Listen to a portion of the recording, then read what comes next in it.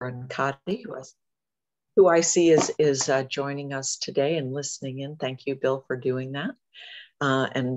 Bill, it was one of our presenters yesterday from Kudelski, Heather. Okay, if there are anybody else, any of you education partners this morning, anybody have any questions or comments or anything else they want to offer to the greater good before we get started with Heather's presentation? Okay. All right, then we will go ahead and get started. And it is my pleasure to introduce a colleague and friend, Dr. Heather Monthi. Many of you may know her from her, I think, longest running position here in Arizona, which was as the dean at Grand Canyon University. And she'll tell you more about that experience. But today she's the principal security architect at Honeywell Aerospace. So she's going to tell you about Honeywell Aerospace, about the internship opportunities. She's going to talk with you about technology and aviation, and also talk about something that she's pretty passionate about, which is secure software development and its life cycle, and some things that you might be able to do in bringing some of that back into your classroom. So with that, and without further ado, it's my pleasure to introduce and present Heather Monthi. And Heather, take it off. Thanks, Kathleen. I see so many names that I recognize. I saw Janet, so hi, Janet. A couple of names, a couple of you guys from West MEC. I don't know if we've ever formally met, but I've heard of you or maybe interacted with you over email just in my role at GCU. So I'm really glad to see everybody here and really supportive of cybersecurity education. It's a passion of mine. I did it for a very long time as far as, as a formal role. In my profession. And even as I've transitioned out of traditional academia, I'm still doing a lot of cybersecurity education, training, awareness, that kind of stuff. So I'm gonna bring up my screen here. And in all fairness, I have some slides from Honeywell that I'm gonna be sharing. And let's see here, why is it? Okay, so you guys should be able to see my PowerPoint here. In all fairness, I do have a couple of new slides from Honeywell that I have not used before. So I'm gonna leave this up just because there's a couple of notes in there. They've given me some talking points for you guys. This is my first time presenting on behalf of Honeywell, so I just wanna make sure that I cover everything that needs to be covered. So I'm really glad to be here. I am a principal cybersecurity architect at Honeywell. I support the aerospace division. I wanna talk a little bit about what we're gonna do today in today's session, and then we'll just jump right into it. So first I'll tell you a little bit about me, about myself. I'll give you an overview of Honeywell and all the different divisions at Honeywell, and then all the opportunities for STEM internships there. As a manufacturing organization, it's an engineering company. There is, you can imagine, there's just tons of opportunities in STEM, not just in cybersecurity at Honeywell. Then what I'm gonna do is I'm just gonna give you a little bit of a background of the evolution of flight, and how I say that, airplanes, rockets, satellites, et cetera, they're becoming flying computers. So with that, because there's a lot of different security concerns. So we'll dive into that. And then what I'll do is give you some ideas of how you can teach application security to your students, and then give you some ideas of different projects they can do, artifacts they can create, and give you some resources so that you can learn. So I can't see the chat. I'm going to bring it up here. If you guys have any questions at any time, please make sure to type in the chat. Kathleen, if you want to kind of monitor that for me. If I was coming off mute to tell you I would do that. Great, thank you. So, okay, let's talk a little bit about who I am and why I'm here and talking to you about this kind of stuff. I'm sorry here. So first, my name is Heather Monthi. I am again, principal cybersecurity architect at Honeywell. I spent most of my career in education. I was a K-12 teacher. I taught computer science at a school in Wisconsin. I'm still licensed. I keep that license up to date. I was a university professor of cybersecurity and IT. And then I was also a dean. I was a vice president of academics. I spent some time at colleges in Wisconsin, where I'm originally from. And then I spent some time at colleges in Maryland, where, as you can imagine, cybersecurity is pretty prevalent in that particular area of the country. So I spent some time at a couple schools out there. And then I moved to Arizona because my husband was in the military. He's now retired, but this is where he was based. And when we decided to get married, I moved out here. And at that time, it was just sort of, a divine intervention that was when GCU was starting up their STEM programs. They had a very strong science program, so they were starting up technology and engineering. So they hired me to start up their technology programs. So worked for GCU almost 6 years and developed certificate programs in cybersecurity, software development, undergraduate degrees in cybersecurity, data science, IT, computer science, software development, anything really related to technology. And then also developed graduate level programs and doctoral level programs as well. I recently transitioned over to Honeywell just because, I was ready for a change, and I am very passionate about aviation. And so, as you can imagine, there's, in cybersecurity, if you don't know, it's a hot field right now, and people are constantly reaching out to you, trying to poach you from various companies, right? And for me, it's really got to be something that I'm very passionate about. And aviation is something that I'm very passionate about. So I am a remote pilot, which is another word for a drone pilot. I'm a commercial airplane pilot. I'm also a certificated flight instructor. So as you can see, I've been really fortunate to take two of my passions, which is technology and cybersecurity and aviation, and bring them together into one. And I also have written a book called The Beginner's Guide to Developing a High School Cybersecurity Program. That book is 2 years old, and it's probably already ready for some updates, just because the landscape has changed a lot in 2 years. So that's another resource that's available. So what I have here is I have a video that I'm going to play for you. You should be able to hear it. The volume is a little quiet, so I want to make sure that you guys are able to hear it here. I'm making plans for takeoff before planes even land. I'm helping make jet fuel from mustard seeds. I'm making aerosols 99.9% safer for the planet.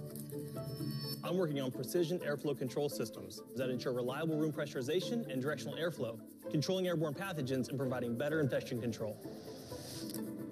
I'm helping protect critical infrastructure from cyber attacks. I'm turning warehouses into symphonies. I made pilots see mountains through the fog. Estoy produciendo equipo de protección que mantiene héroes a salvo. I'm making it possible to breathe on Mars. I'm making brains for ears. I'm making concert halls perform. I'm working on flying taxis. I'm making a digital twin of this analog factory. Seriously, flying taxis. At Honeywell. At Honeywell, we make a lot of incredible things. But mostly, we make the future.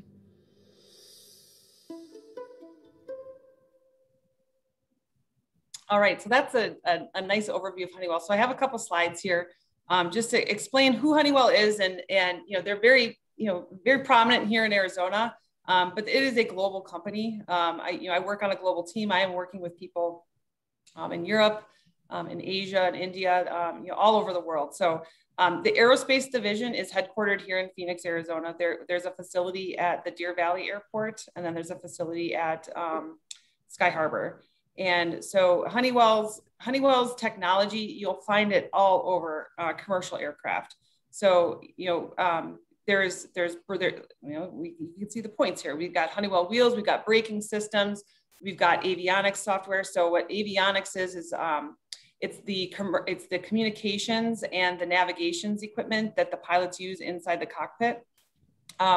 It's also, we also have a very large presence in military aircraft. So you've got commercial aircraft, which are going to be sort of your commercial airliners, the things that you're going on vacation, you're flying on those. We've got helicopters, we've got military aircraft, but then there's also general aviation, which is people like me who enjoy aviation as a hobby. It's not our flying is not our career, but there's general aviation aircraft that are out there that have all of these different pieces of software.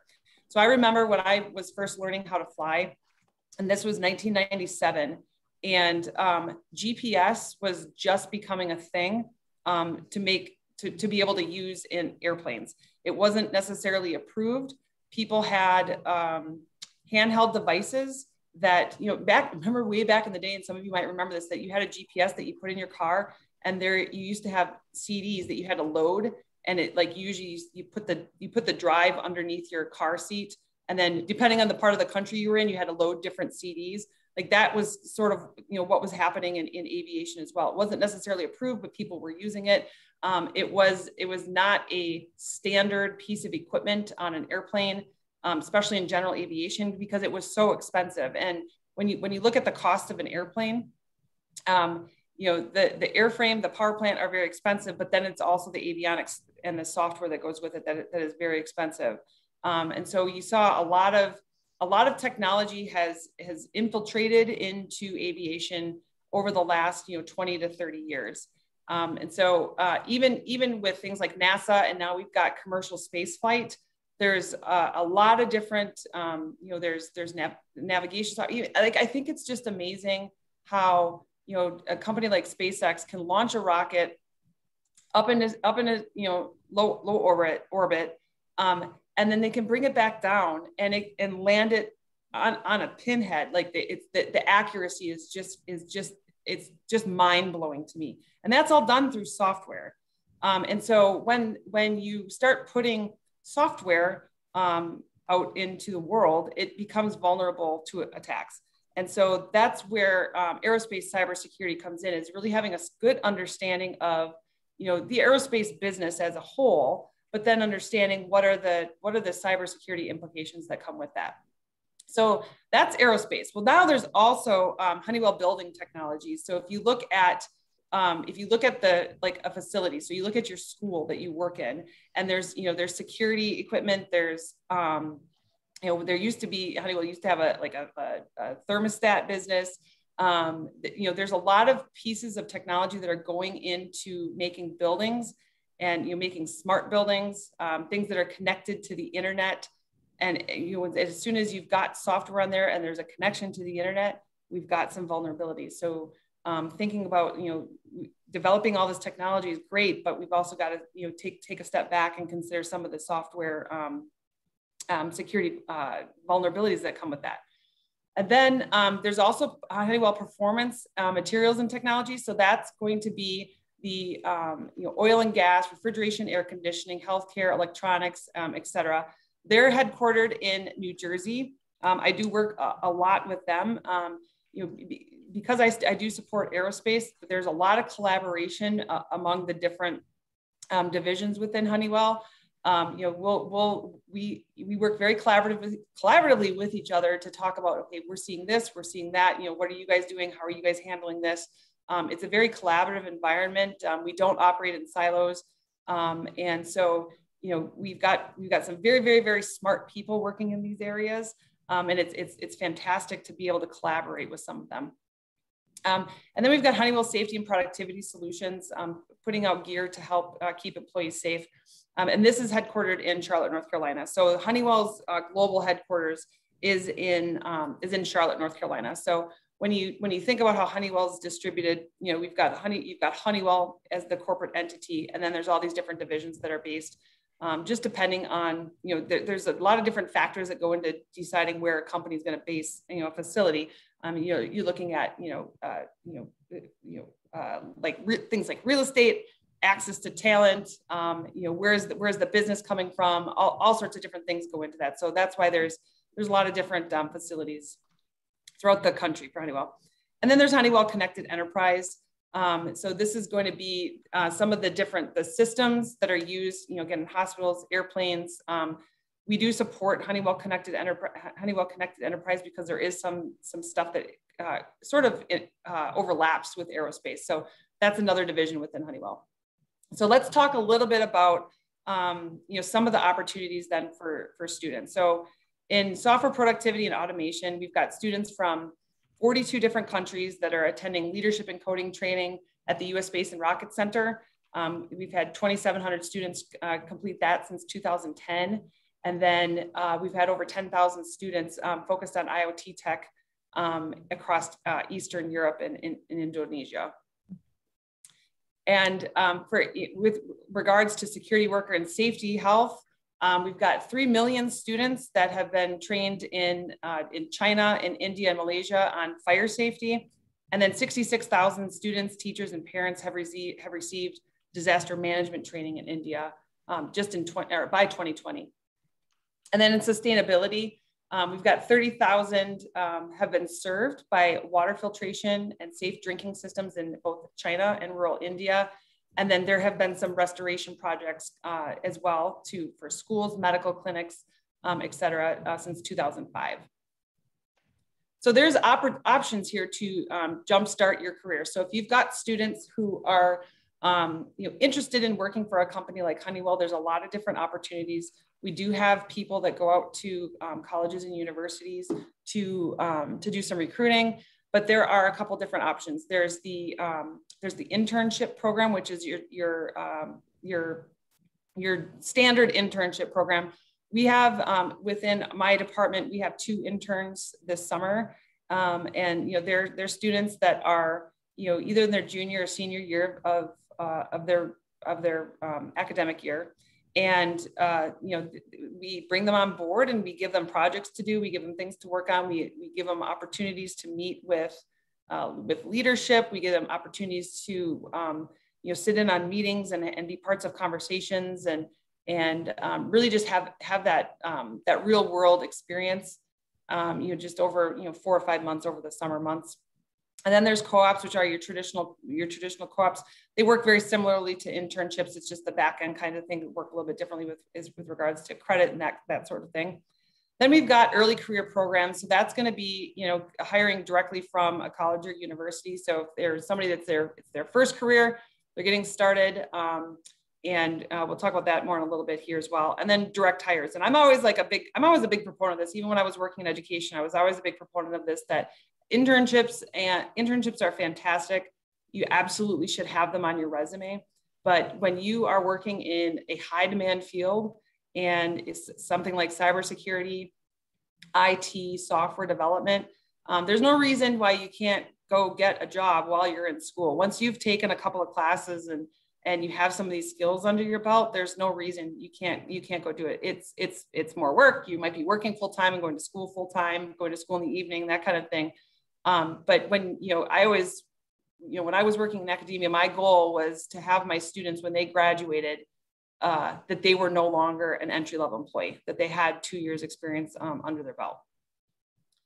So again, I already talked a little bit about the internship opportunities there. And so I've got another video here that I would like to share with you. Every single day I go into work, I know I'm going to learn something new. Here at Honeywell, I am always learning and always pushed to learn. It's always exciting.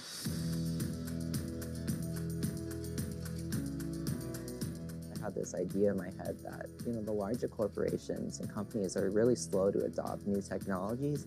And Honeywell was being really quick to try to adopt these and incorporate these into their different business applications. As an intern and an upcoming college student, it's definitely an eye grabber. Right now, I'm doing full stack web development, implementing, the best security practices in order to reduce any areas of vulnerability. My role is to preserve software in its state where there's no bugs. So in the future, if they need to go back and revert to a certain state, they have the preserved software. I have been exposed to all these different paths that I can take, whether it be staying in engineering or going outside of it too. I've been exposed to a lot of different ways that I can progress throughout the company. That's definitely something I appreciate a lot about it. Honeywell is very invested in their interns. They don't just stop it here. It's not this level. If you're hired on, you can actually continue with this growing process to go all over the world. I am a future shaper. The future is what we make it. I'm making the future. Okay, before I keep going, do we have any questions? Does anybody have any questions on anything that we've talked about? I have a quick question. I posted it in the chat. Other internships that Honeywell is offering, are they available for high school students, let's say between the grades of 10th and 12th grade? I'm not aware of any high school internship programs. Yeah, one thing that I focuses mostly on colleges and universities. Yeah, and Heather, I'm not aware of anything from the internship side. I do know that Honeywell has been amazing in working with the with Jeremy Babinger and the SciTech Foundation in providing opportunities for students to be out at Honeywell for like day-long things. So Don, we can follow up on that if you would like, and I can put Jeremy's information in there. I know Honeywell is a strong, consistent, and long-term supporter of STEM in high schools and bringing students onto the campus. Yes, absolutely. They're with a company the size of Honeywell, you've got to be in it in the long haul, where you've got to be, thinking about, that you've got kids in grades 9 through 12 and getting them interested in these fields so that there's a pipeline. As people start retiring or leaving, we've got to be bringing more people in. So Honeywell is very good about promoting STEM education. So any other questions before I move on? I didn't see any other in the chat, Heather, but okay. If anybody else wants to come off mute before Heather goes on. My screen's a little busy here, but I don't see anybody else off mute. So go ahead and get I'm gonna actually do this. I'm past the slides that I needed the notes on. Okay. Okay, we're good. So I'm just being honest, I love that, full transparency. Okay, so we've got, let's talk a little bit about the internships, and I talked a little bit about them before, but so the way that they work is that the interns are assigned somebody to work with. I can speak that, we've got 2 interns this summer just on my team. What we're doing is they've been assigned a person, they've assigned a mentor that they work with, they give them projects, that kind of thing. And then what we're doing is actually today, the interns are giving a presentation to some of senior leadership on a project that they have been working on. So they've been with us, I think, 3 or 4 weeks. So it's all right. What kinds of things have you learned? What kinds of things have you been working on? What kinds of things have you done? And that's to get feedback from people that we've been working in this industry for a long time, and it's to act as sort of a conversational sort of group mentoring.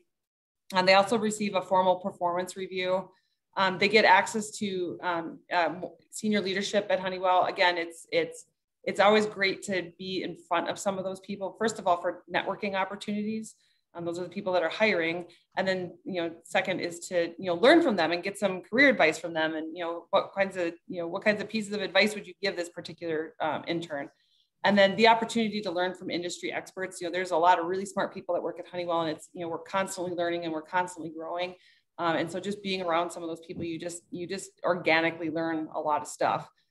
Even, not even just internships, just anybody, like you're going to constantly be learning.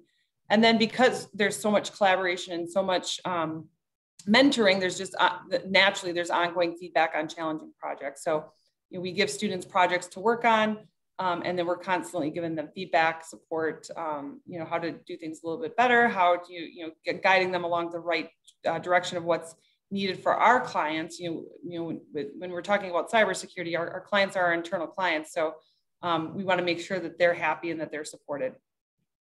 So we've got over 1,000 interns hired globally, and 75% of those interns are in STEM. So as you can imagine, this is a manufacturing company. There's just a ton of opportunities in STEM here. So then we've got the early career programs. Same type of program here. You've got the assigned buddy, you've got a performance review, you've got visibility to senior leadership, the opportunity to learn, and you get that ongoing feedback.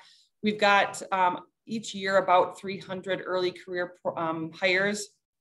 And then 350 or so participants come from STEM programs. And then we have 13 different early career programs within Honeywell. So I love this picture. I took this picture, hang on. I took this picture at an air show. And what that airplane is it's a B-29. It was an airplane used in World War II. There are 2 left flying in the world. These are a group of people that they have raised money and brought people together to restore these airplanes. And then what they do is they take them around to air shows, and they have static displays where they'll leave the airplane on the ground and people can take a look at it. Usually they're roped off. And then they'll also fly them around in the air show so people can see them and hear them, and it's fantastic. So this is an air show in Wisconsin. It's the biggest air show in the world. And these guys brought in this airplane, and as you can imagine, it's old technology. It's, you know, it's World War II technology. The engine leaks oil all over the place, okay? It's a nasty, gross job cleaning up the oil off the bottom of the nacelle there.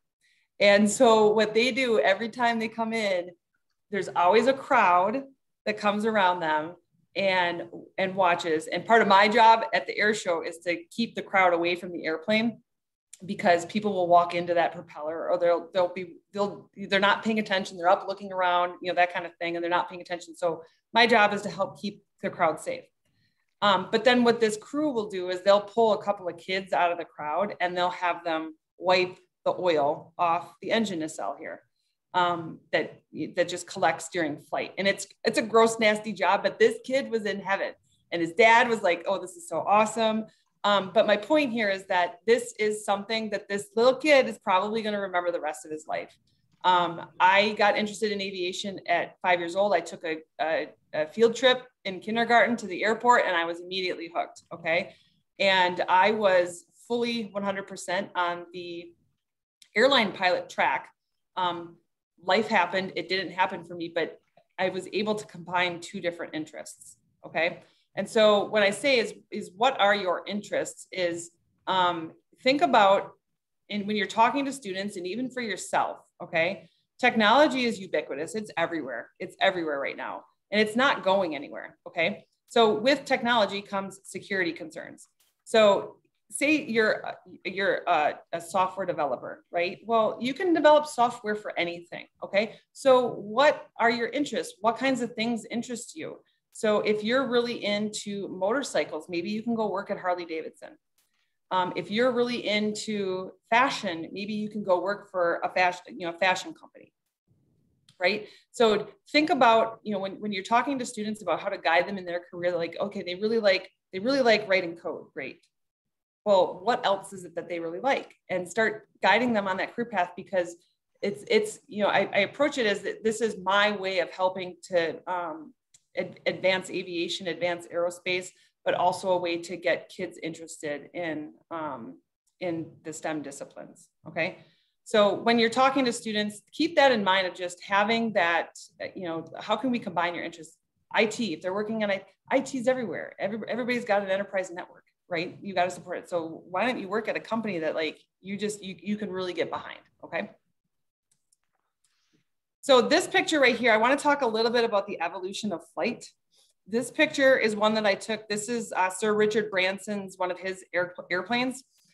This aircraft is actually in the Smithsonian now. But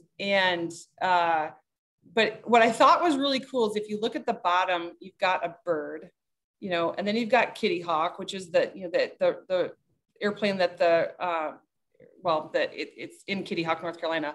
But that's the airplane that the Wright brothers flew. And then you've got, your first airplanes. Then you've got, your first military jet. Okay. And then we're moving into airliners. And then we're moving into, going to the moon, right? Now we're talking more about going into space. And then up at the top here, that's Richard Branson's, one of his aircraft for commercial space flight. Okay. So if you think about this, it floors me. And I found this meme yesterday, and I was going to put it in the presentation, and I didn't have time to get it in here, but it just floors me if you think about how, the first flight happened in the early 1900s. And then by the 60s, we were going to the moon, and that happened in a span of 66 years that we went from the first flight to going to the moon.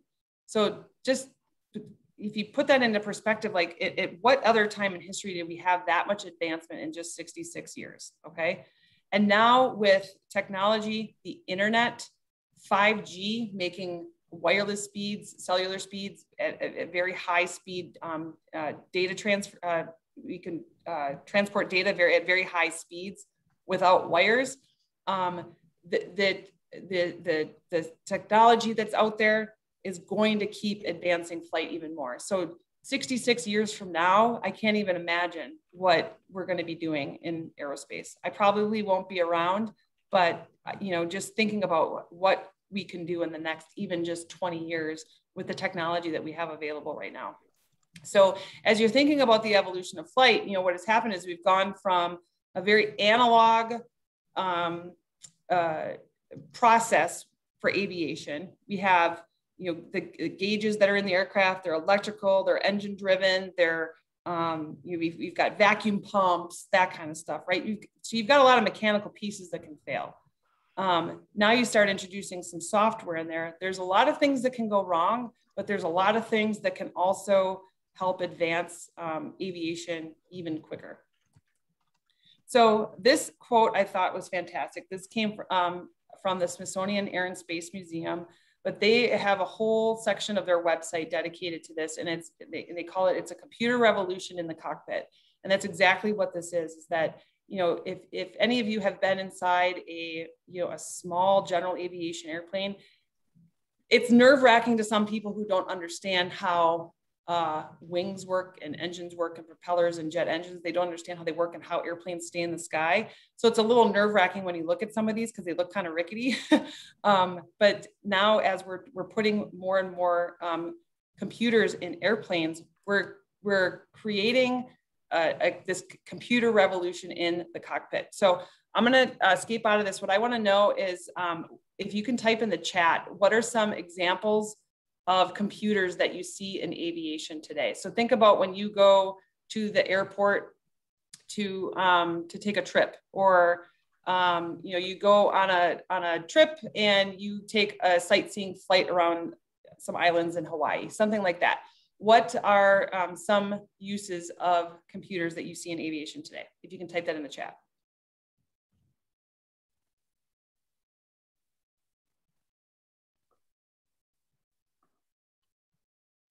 This group has forgotten a little bit about travel during COVID, I think. I know, right? There we go. Right, yeah. Okay, navigation and radar, yes. Air traffic control, yes. Boarding, yes. Your boarding passes, yep. Autopilot. Absolutely.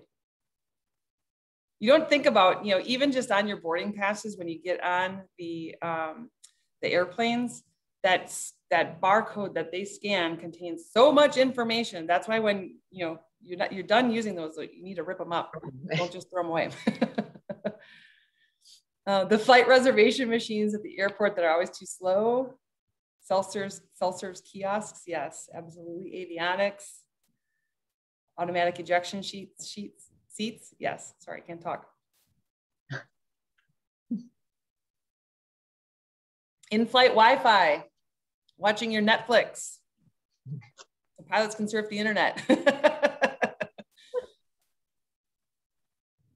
Yes, okay, all great examples. So all of those things have software that go with them. So I think sometimes when we're talking about cybersecurity, it's real easy to get stuck in, there's enterprise security, a company has an enterprise network, and so people can get email and share documents and do Teams meetings and Zoom meetings. And, they have some sort of information system that, collects all their data for their company, and it's protecting that. That's extremely important. That is one very, very, very, very, very important. But cybersecurity is very quickly becoming this much broader, larger field. I equate it now to the medical profession, where you don't say to somebody, I'm going to go into the medical field. Well, what are you going to do in the medical field? Are you going to be the person working in the back office at a private medical clinic where you're doing all the billing and sending out invoices and billing insurance companies, stuff like that? Are you going to go into medical sales and sell spinal stimulators, or are you going to become a neurosurgeon? Are you going to become a nurse? Like there's so many different options in the medical field, right? Well, cybersecurity is the exact same way. that there's just so many options, so many opportunities out there. So when somebody says they want to go into cybersecurity, to me, because I see it, it's so humongous, I think, wow, like what part of cybersecurity do you want to go in? And there's a guy, and he made a graphic on LinkedIn. I have it actually linked. I will send you guys the link. I don't have it here, but I'll add it as part of the presentation when I'm done here. But what he did is he created this mind map that shows all the different fields within cybersecurity. So I'll make sure that you guys get that, so you can use that graphic then to share with your students. You know, these are all the different parts of cybersecurity. What area that interests you? Okay, so all these different things that you guys talked about that you mentioned all have security implications. So you know, we need people who understand how they work and understand how to find the vulnerabilities in them, but then you use their knowledge for good and try to put security controls around them to lower that risk. Okay, so this right here is a 747, and so this was a brand new airplane. It was like one of the first times it was flown. This is UPS's airplane, and so you know, this is my friend Piper, and so we're at this air show that I go to in Wisconsin. And you know, the pilots were fantastic and let us sit in the cockpit and get this fun picture. But what I wanted to bring it up here to show you is just look at the screens here. Look at how much software is running here. All these different things that have screens here, that's all running software. Okay. But then if you even look at the yoke that the pilots use to gain or lose altitude, and then you've got the throttles here in the middle. All of those are controlled by software too. Okay, so you've got, you know, in a really old airplane, right, or a very analog airplane, on the yoke, you know, you pull the yoke back on an airplane, and there's cables. There's cables that run through the bottom of the aircraft all the way back to the elevator, and so that you can go up and down, right? With the evolution of flight, now a lot of that is computerized. You've got hydraulic systems. You've got software that has to control that, so that can you imagine on a 747 if it was just a cable to the back of the airplane to the elevator, and the pilot has to yank on that? Like you're not going to be able to do that, especially if you're in the air and there's airflow over the top of the tail. You're not going to be able to do that manually. So you've got that computer support. Okay, so you'll see this term glass cockpit. And what that is in aerospace is exactly this, is that you've got all these different glass screens here and all the software that is running behind that. So this is giving the pilots information on weather. It's giving them information on navigation and where they are, where they're going. They have information on their airspeed. They have information on their altitude, all sorts of different pieces of information. And so if you've seen older pictures of cockpits, there was just thousands and thousands of gauges and switches and all this stuff, right? But now with this it's more compartmentalized, and it greatly reduces the workload on the pilots then. So, back in the day, you used to have 3, sometimes 4 crew members on an airplane. And now that you could reduce the number of people needed in the crew, just because you've reduced the workload on the pilot. So in this picture, what I wanted to show you is just that the cockpit is becoming computerized. This right here is a hurricane hunter. You guys have probably heard of them. And so this is from NOAA. And what this is called, this is a P3. So this is a little bit of an older aircraft. And they brought it, they bring it around, NOAA will bring it around to show to people exactly, really just, how your taxpayer money is being spent is really what it ends up being. But it's a really cool way to learn more about how NOAA uses airplanes in hurricanes. And the other goal here too is to get kids interested in this, and to know that this is a career option for you. So not only can you maybe you're interested in aviation, but you don't necessarily want to become a pilot. There's an opportunity to become a meteorologist and fly in the hurricane hunter. Okay, so this is what I like to call a flying data center. And so if you look at the inside of it, right, again, it looks like a little bit of an older aircraft. You've got a lot of gauges here, a lot of analog gauges. There's a lot of switches, a lot of stuff going on here. But you can see that they started retrofitting it. We've got some screens here, okay? So that's what's happening right now is they're taking some of these older aircraft and starting to retrofit them with technology. But if you look in the back, this is what's really cool. This is in the back of the airplane. And so we've got a full rack here, full server rack here, computers. The IT guy or girl, he or she sits right here throughout the whole flight and just monitors the system, make sure everything is working, make sure that, if there is any downtime, we're getting it back up as quickly as possible.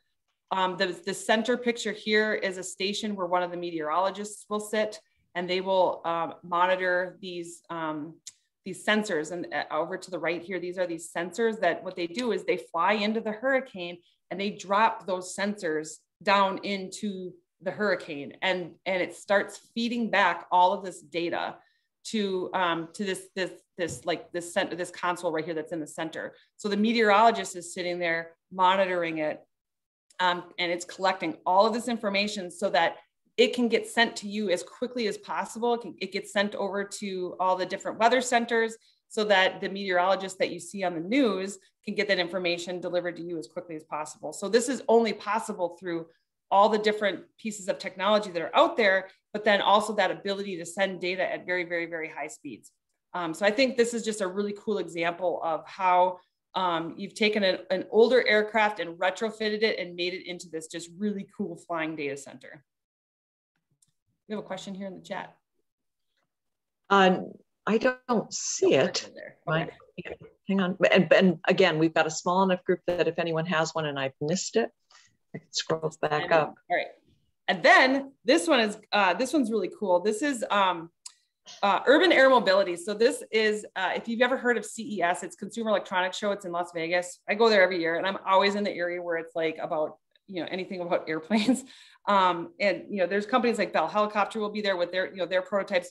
What this is a place where companies will come and showcase what they're working on. And it's usually a lot of prototypes. It's nothing that they're selling just yet, but you'll be able to see like what's coming up in the next 2 or 3 years.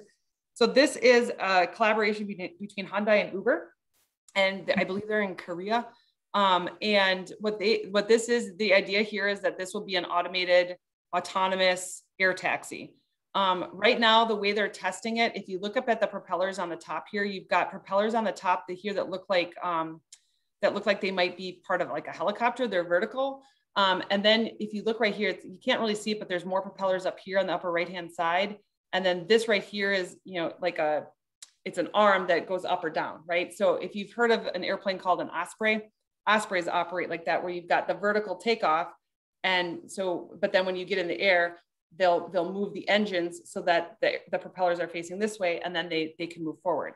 So what they have to do is they have to find people who know how to fly airplanes and helicopters, which isn't always very easy to do. And they're testing this out. So there's, with autonomous anything, autonomous driving, autonomous air taxis, all that kind of stuff, the technology is getting there where we could just essentially put some people in here and it will just go on its own. But the public and the human trust of it, right? Like people aren't necessarily going to trust it just yet. So, and we'll talk about this again a little bit later, but that, the role of the pilot may be changing over the next 20 years, and that you're somebody that's there to help, first of all, in case something goes wrong, but then also because just public trust. So this is another area within aerospace that has a lot of cybersecurity needs, just because you're talking about human lives here. So let's talk about aerospace cybersecurity in your classroom. So people are very curious. So what I always like to do when I was teaching is I always liked to start the class off with current events. And I would ask, a couple of students each day to go and research and come to class with some current events that we could talk about. Like every single day, there's something happening in cybersecurity, right? So you can start every single class with, all right, if we're going to talk about aerospace cybersecurity today, let's go find something about cybersecurity, right? So this is just an example that USA Today you had an interview with an airline pilot captain just to ask, can commercial airplanes be hacked? And so people are curious, they have questions, and you can go out and you can find this kind of stuff out on the internet to be able to share, but you don't have to do it yourself. Ask your students to go and do some research and bring it back and give a presentation to the class that, I found this particular thing, and they give a 3 to 5 minute presentation about what they learned from it, what they found out from it. This one, this is again what I was just alluding to before, is that will computers ever fly alone? So I mean, there's the technology is coming. The technology is going to be there where we can have these things, these computers, these flying computers flying around alone.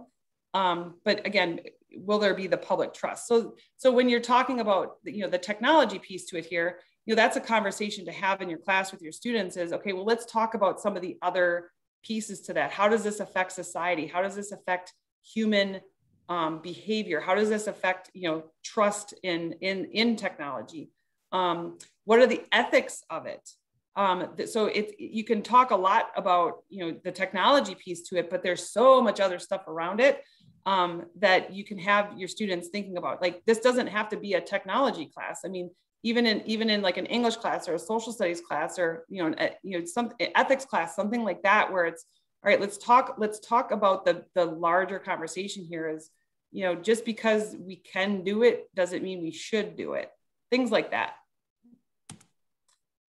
This is the Air Force Association and Cyber Patriots. I'm sure most of you have heard of Cyber Patriots, but the Air Force Association does have some resources for it. If you're not aware of what Cyber Patriots is, it's a group for high school students, usually partner up with a college or university, and do a lot of different activities, competitions, stuff like that.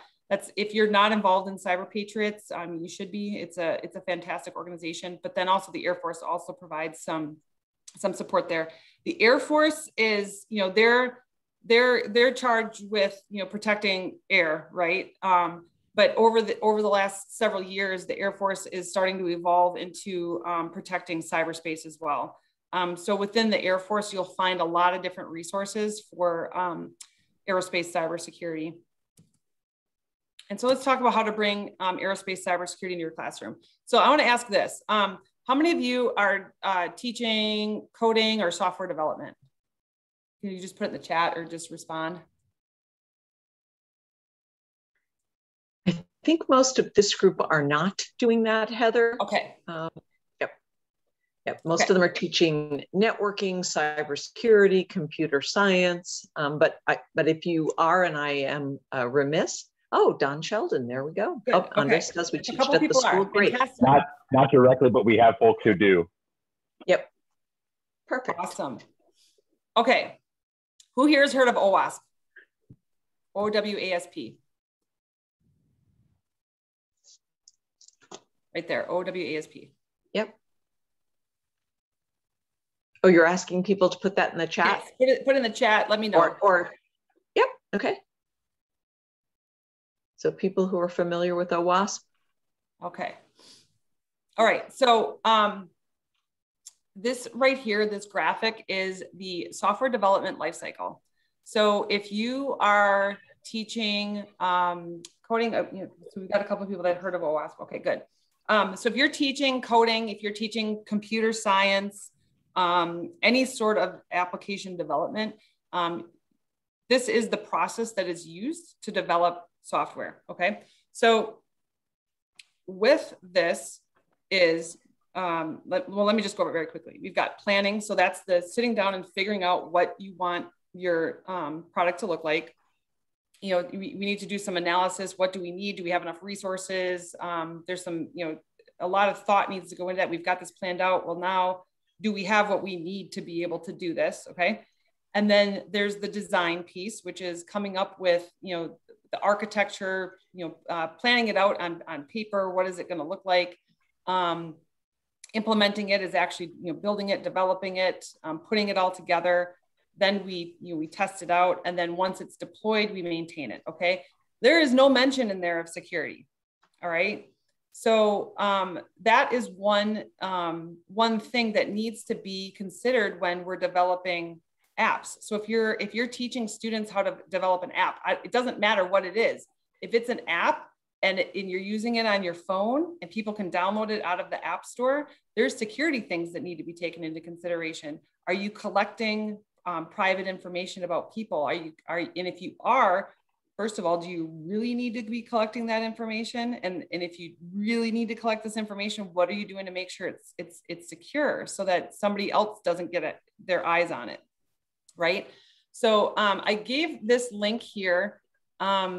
This is just where I got this graphic from, but this will talk about the, let me just bring it up here.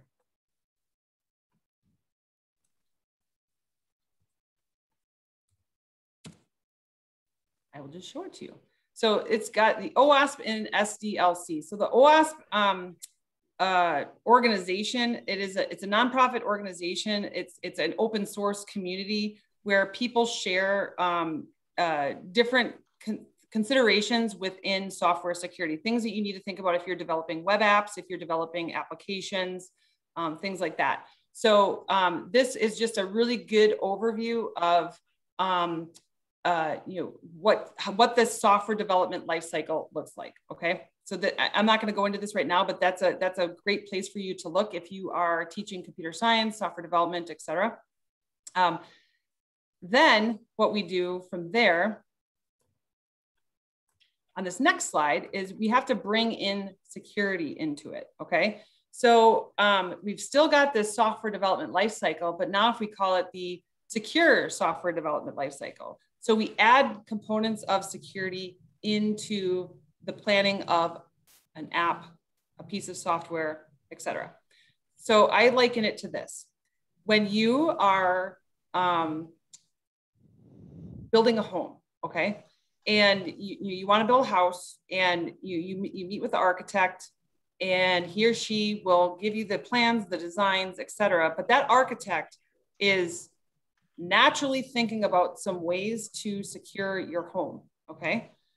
So they're gonna put doors on the doors that have, or I'm sorry, they're gonna put doors on that have locks, right? You're gonna have locks on the doorknobs. That's just part of the design of a house. You don't build a house and not put locks on the doors.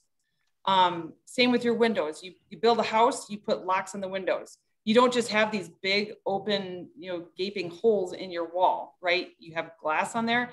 And that glass might even be, is it double pane glass? Is it bulletproof glass? There's a lot of different considerations that go in when that architect is building or designing that particular building, right?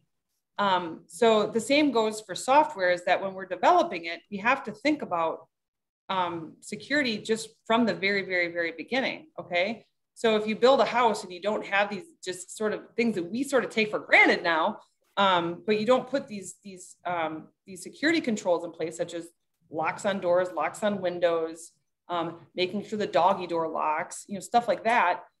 It can oftentimes be much harder and much more expensive after the fact. So you build a house, you build a building, and now we have to go put a security system in after the fact, right? Well, that can be very costly to do. Think about it if you built a 75-story building and then forgot to put in a security system. Well, now you've got to run all the wiring and everything. All the drywall is already done, all that kind of stuff, okay? So that's what this is here, is let's build in security requirements right from the beginning. So we talk about in planning, okay, well, let's plan this out, but then let's also go back through it and look at it from a security perspective. When we're doing the design, let's do a design review, a secure design review, where we sit down and we do a design review and say, okay, let's look at this from a security perspective. That's exactly the purpose for that design review, is to do a secure design review. And then a secure code review. So when you're writing your code, right, and you're working on a team of people, you're not the only person writing that code, okay? So you might be working on a team of 5 or 10 developers, and then you're going to have code reviews where you're going to come together in a meeting and you're going to go through the code and make sure you're using best practices. Well, one of those things that need to happen during that code review is, okay, let's look at it from that security perspective.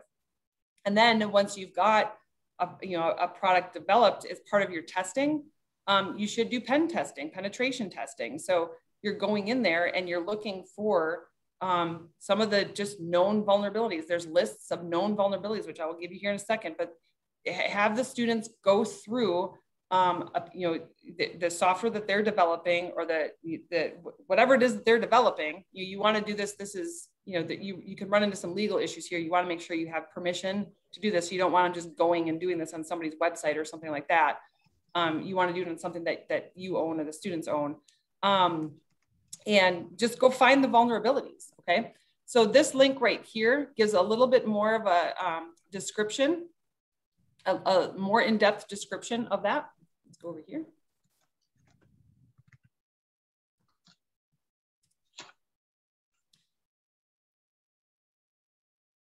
Ms. Heather, when you have a moment, I would like to ask a question in line to what you're doing right now.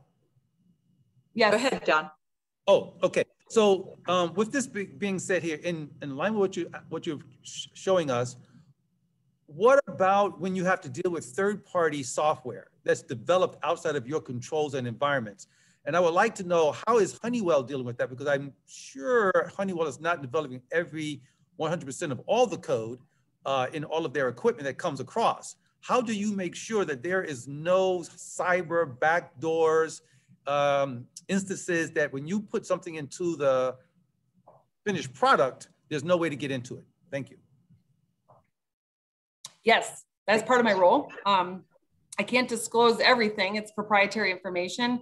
But generally, when a company is working with third-party software, there's a couple different approaches that a company might take. So say you are looking for a piece of software, you are putting out RFPs to organizations to develop a piece of software for you. In that statement of work, oftentimes companies will put in there, you must meet these security requirements, and then prove it to us. Prove it to us that you meet these security requirements, okay? And so then when that piece of software comes back over to the company that's gonna be using it or selling it, then what they'll do is they'll have their own sort of checklist, I guess, of different things that they're gonna go in and they're gonna be looking for. And to look for known vulnerabilities, or maybe even unknown vulnerabilities. But that's generally how that's handled. Does that answer your question? Yes, thank you. Okay. So here are some examples of some artifacts that students can create. So if you're teaching computer science, software development, et cetera, even if you're teaching IT, you can do some of this stuff too. So if you're teaching IT and you're having students design a network, an enterprise network, a lot of this same stuff can be done. This is not the, get your hands wet, doing, rack and stack and cabling and that kind of stuff, but this is all stuff that happens on the job, okay? And so you can have students put together test plans. You can have students do a risk analysis, a user risk analysis. So we know that there's a lot of human beings are just, when human beings are involved, things are gonna go wrong, right? So you can look at your users, you can look at the, the training that they have, where might the users have some issues with, a particular piece of software, something like that. But you can have them do a user risk analysis. You can have them, if they're looking at the design, you can have, say, take something that a student has designed. They've designed an enterprise network. They have designed an application. They have designed really anything, right? Give that work to another student or a group of students, and then they do what's called an external security review. That's another person going through it and looking at it from that security perspective. Have them write up a report and say, these are the things that we think you're missing. And just then that group of students is advising the student that, that designed it, right? For implementation here, so static code analysis, that's going through, there's a lot of different pieces of software that you can use. There's some paid and there's many that are free that you can run against your code. Again, this is something you need to do on your own stuff. You need to have permission. You don't want to just go running this on anything, but it will find known vulnerabilities. And again, there's lists, which I'll go over next. And then you could do developer training. So you know, have your students put together a training program that would teach, you know, other software developers how to develop secure code. That is a large part of what I'm doing at Honeywell right now is, you know, I'm an educator at heart. I can't stay away from it, right? So I'm developing training programs for engineers to learn more about secure software development and the things that they need to take into consideration. Learn about putting together coding standards. So a lot of organizations will have a coding standards, and it's usually in some sort of document, but there's just certain things that, you know, that you will follow these particular standards when it comes to writing code, and you could have them integrate in all the different secure software development lifecycle, the different phases in there, make sure that that's included in your coding standards document. And then you can have them do testing, have them do a test review, have them write up a report, have them do a penetration test and write up a report. Again, make sure it's something you own and you have permission to do this. And you can just do a very simple pen test. You can have them just look for the OWASP top 10, which are the top 10 common web vulnerabilities that are out there. So those are just some examples of some things, like different artifacts that you can have students create. These are great, you know, if they make them look nice and professional, they can use PowerPoint, they can use Visio, you know, whatever software you have. It doesn't have to be anything fancy, but these are really great artifacts that they can then take then on job interviews and show to the employers that this is what I did, here's how I did it. You know, employers are going to ask a lot of questions about, you know, working collaboratively and working on teams and that, and this gives them something that they can show that I worked with this group to do this, and I worked with this group to do that. And then they've got these artifacts to show that. So then I was talking about there's lists of common vulnerabilities. So we've got the OWASP top 10 application security risks. This is updated, you know, every couple of years or so. But these are, again, it's an open source community, and they all come together and do some analysis on what are some of the common web vulnerabilities that they're seeing in web applications. And so you can go back to previous years and look, and there's just, so this site right here is great because it lists out all those different vulnerabilities. And then it gives you all sorts of information about it. So if you're looking at injection, so real simple, overly simplified example of injection, it would be, so you've got an input form, you know, you're creating a web application, you've got an input form, and somebody can put a tick in there, the tick character in there, right? That signifies to the backend database that it's a SQL statement, right? So if you're allowing that tick in there, that's a risk, okay? So by coding it, by not allowing that particular character in there, you're essentially putting more security on there. So if you want to have students go and research some of these different vulnerabilities, you just click on it here and it gives you a ton of information about just this one particular vulnerability. It tells you about, you know, what is the attack vector, what is the actual weakness, what is the level of impact that it's going to have. This one in particular is going to be very dependent on the type of business. It talks about the vulnerability but then how to prevent it. And then it gives you some more resources to learn about that particular vulnerability. So you can do that for any one of these. You can have students go in here and research, and then what they can do is they can go look in their own application that they've developed or an application that another student has developed, and they can go look for that particular flaw or that vulnerability. Is that present anywhere? Okay. So that's another activity that you can do with students. And then same here, this is from MITRE. This is the top 25 CWEs. I'm going to bring this up just because this PowerPoint is a little difficult to read. But these are the common weakness enumeration. So these are more just higher level general things that are oftentimes found in code. And so these are same type of thing here. You can have students go look for some of these things. So again, improper input validation. So same type of thing, you have a text box and, you know, are you validating what people are putting in that text box? Are you allowing a tick mark? If it's an email form, if it's an email piece of the form, if it's email input, are you checking that it's an actual email address, right? So you click on it here, and then again, it gives you just a ton of information about it. what is the impact? What is the likelihood of this exploit actually happening? And then some examples of what it might look like. So this is just another great resource for you to go and have students do some research and then look for it in what they're developing or what maybe their classmates are developing. And then, is anybody here teaching AP Computer Science Principles or any schools?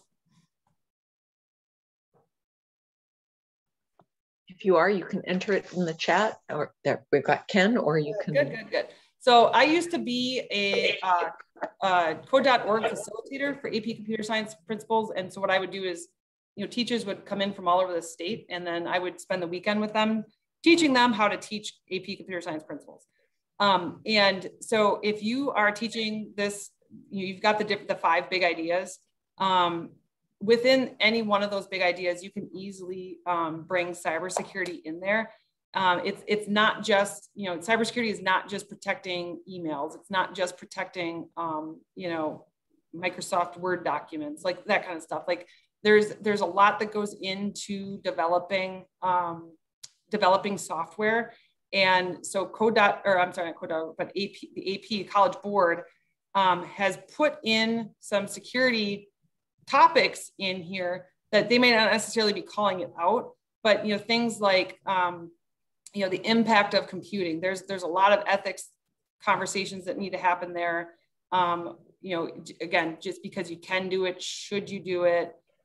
Even talking about what I was talking about before and doing pen testing, kids are curious, they want to learn, and you got to have conversations with them about, just because you can do this doesn't mean you should do it. And some of these things are against the law. My point here is that if you're teaching AP Computer Science Principles, go through all of the big ideas and whatever curriculum you are using, whether it's code.org or whatever, go through that curriculum that you're using and just look at it from a security perspective. And when you're talking about things like, FTP or Telnet, stuff like that, when you're talking about computer systems and networks, is talk about, what are the vulnerabilities? What are the risks of using some of these technologies? What are the risks of using older encryption algorithms that have been proven to be broken? There's a risk there if you're using that encryption algorithm, right? So when you're going through there, just look through it as just have that security lens or that security focus on there, and just kind of just make yourself a note, like, okay, this is a good security topic. This is a good security topic, but you can certainly bring it into all 5 big areas or big ideas. So that's what I have for you guys today. I have some additional resources, and again, I'll get these to you. I'll get you some of the links, and I'll get you a PDF of this PowerPoint. I do have a podcast, Cyber Coffee Talk, if anybody's interested in listening to it. If anybody wants to come on, let me know. And then Aerospace Village at DEF CON. I could not get a screenshot of it just because of some security things, but Aerospace Village is at DEF CON, and it's in Vegas every August. And last year it was 100% virtual, so all of their videos are on YouTube. I will make sure you get the videos of that here. And then this year they're doing a hybrid. So they're doing some in person and some online. But that's a really great way to learn more about aerospace cybersecurity and some of the things that people are doing and things that they've found and stuff like that. And even if it's not aerospace that your students are interested in or you're interested, DEF CON is a fantastic place to go and learn about anything cybersecurity related. It's just that they have that one particular area that's now dedicated to aerospace. It used to be aviation, and I think last year was the first year they made it specific to aerospace. Heather, thank you so very much. If you want to close your presentation, we'll bring everybody back up in gallery mode. And we're a small enough group that if you would like to come off mute and ask questions, if you want to ask them in the chat, that's fine too. Great presentation. And I forgot in my introduction I mean, even though people know that you're from GCU, the fact that you are one of them, that you have been in the classroom and everything else, and being able to bring that perspective was really, really valuable. It was just awesome. So thank you so much. Questions, comments, observations for Heather this morning? I'm glad you guys liked it. Thank you. Paul, I see you're off mute. I'm off mute by accident. I apologize. That's okay. At least I didn't say anything bad, right? There you go. Okay, and I saw you just put yourself back on mute, Michael. So did you have a question or not? Nope, you're good. Okay, all right. Anyway, let me introduce, by the way, I did not see her come in when we were starting our session this morning, but I want to introduce my friend and colleague, Trista Zobitz, who is with the Center for Cybersecurity Education and the Global Security, a part of the Global Security Initiative at Arizona State University. And some of you on the meeting today know her because she is my partner in the US Cyber Range cyber.org pilot that we are doing. And Heather, I will make a connection to Trista. Yeah, I love that. Thank you. Yeah, oh yeah, she's got a request already. Trista, if you wanted to come off mute, if there's anything you wanted to say to the group or anything about the presentation or anything else. But thank you for being here this morning.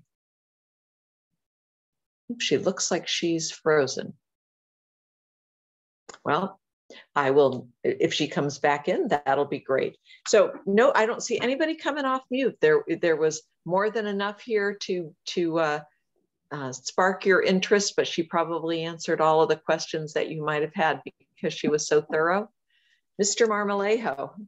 Hi, Heather, I just want to say, first off, pleasure meeting you. You are cool. I mean, I'm looking at this. I'm looking at this website, and I'm looking at your CV there, and your your aerospace, all the stuff that you've done. Thank you. The book you've written, and the podcast, and I'm like, man. I mean, I have really sat on my hands. He's amazing. I like to keep busy. Heather, there's a question about where to get your book. It's right on my website, but I'll get you guys a link. Okay. I'll make sure. And Paul's already got it. Good. Yeah. Yeah. And like I said, it definitely needs to be updated just because I wrote it 2 years ago, and there's more resources available now. Some of these things you'll be like, why didn't this get mentioned? Because it wasn't around 2 years ago. So it's a summer project of mine to get that updated. I think it's still an amazing starting document and guide for everyone. So I encourage you to take a look at that. And always, you already said Paul's already ordered it. So there you go on that. Well, I can't thank you enough, Heather, bringing this to life. And you really brought it to life just because of your personal passion and experience in aviation, and then your experience in the classroom and bringing this to life that way. It was just excellent. We really, really appreciate it. The sooner you're able to get the presentation to us. I'll do that. I'll do that right now. That's perfect. They'll be working on their projects, and having access to refresh their memories about this and everything we've seen this week will be really helpful. So thank you very much. Educators, we have a break now and some working time for you to be thinking about your project and thinking about kind of what you have learned this week. When you come back, we're going to do some sharing, kind of, debriefing a little bit, just talking about the things that have been most memorable, things that have been striking to us as a group. And then we're going to actually do some collaborative groups. We'll go into breakouts again, where you'll have a smaller group of 3 to 4 people in a group to talk again a little bit more about what you've heard, what you've learned, and what you're thinking about with your project for your students. And in that way, you'll get to, kind of discuss back and forth with each other. And as I've said to you before, we've found time and time again that in the evaluations, our education partners say it's one of the best things that helps them think about their project. Oh, Trista, you're back. If you want. I am so sorry. Oh, that's all right. I'm totally random. I'm at my parents' in the middle of upstate New York, and apparently they decided to up their Wi-Fi. And it was going to take 10 minutes, and it literally just kicked me out and shut me down. And right when you said my name, so I very much apologize, but it's nice to see everybody. For those of you I know, it's nice to meet new people. As Kathleen said, I'm Trista Zobitz. I work at ASU, and I manage the Cybersecurity Education Consortium, which is really build a K-12 initiative to build a pipeline in the cyber workforce.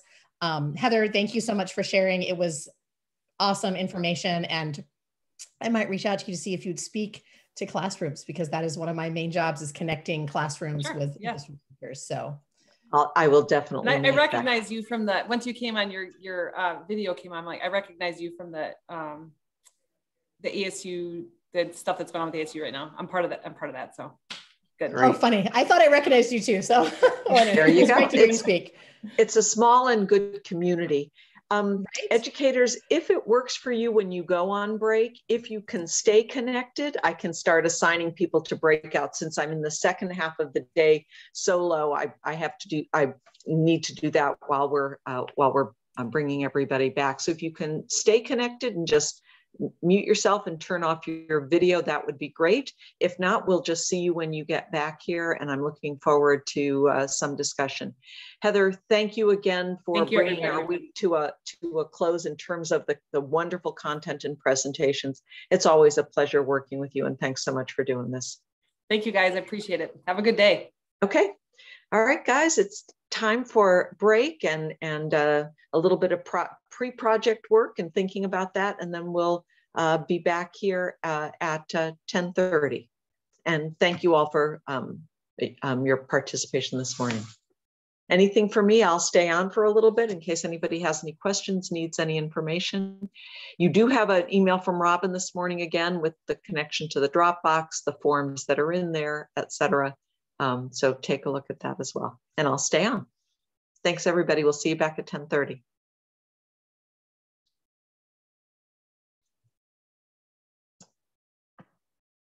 All right. I don't see anybody's mics off. Perfect. Okay.